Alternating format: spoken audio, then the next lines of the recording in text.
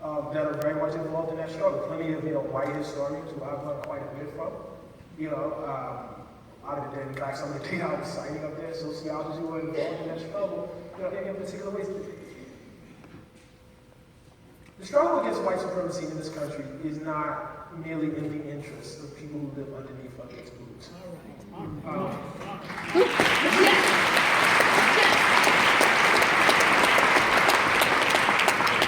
This will get everyone. It's going to get everyone. It really will. Anytime you are encouraging ignorance, because that's what it requires. Anytime you are encouraging blindness or looking away, that does not really relegate itself to one area. Truth-telling, like lying, is habitual. And between the world and me for very, very particular reasons, and by talking about the environment. Because if you can ignore history in one area, it becomes much, much easier to ignore history in all other areas. You mentioned the Native American experience, and it's quite easy. I mean, when you talk about the foundation of this country, that's where it's at. It is the theft of the land, and then the flooding of labor of two groups. Having said that, I have to disappoint you and tell you that I have some discomfort with fully answering your question, simply because I just don't know enough about Latino experience in this country. Part of the reason why I can get up there and give all of those statistics, is because my study has been fairly narrow. I couldn't have given that lecture if you guys had an lecture in February. I could not have given that same lecture on criminal justice.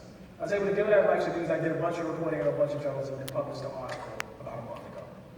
So it's rooted in that. It's not just rooted in being black and looking out in the world. I have not devoted that kind of scholarship, that sort of study to the Latino experience yet. Okay.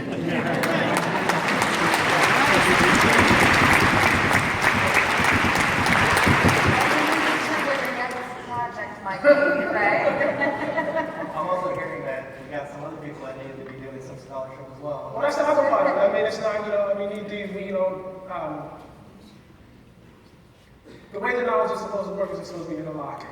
So this is what I have to offer. And then hopefully, maybe somebody's Latino out there and say, that reminded me of something. I'm going to go home and think about, or research, or report on. Something that I hear that's very, very familiar. I was, just finished this book today. Ta-Nehisi Coates. That's a great book. It's by this historian Barbara Tushman called A Distant Mirror. And we have a story. Somebody's had a distant mirror. Wow. That's excellent. But she has a part of that book where she's talking about peasants in 14th century Europe. There are always people, the rich and the aristocrats talking about peasants. And I was just saying, wow, this sounds really familiar. You understand what I'm saying? Now, Barbara Tushman is not an expert on black, she was not an expert on black America.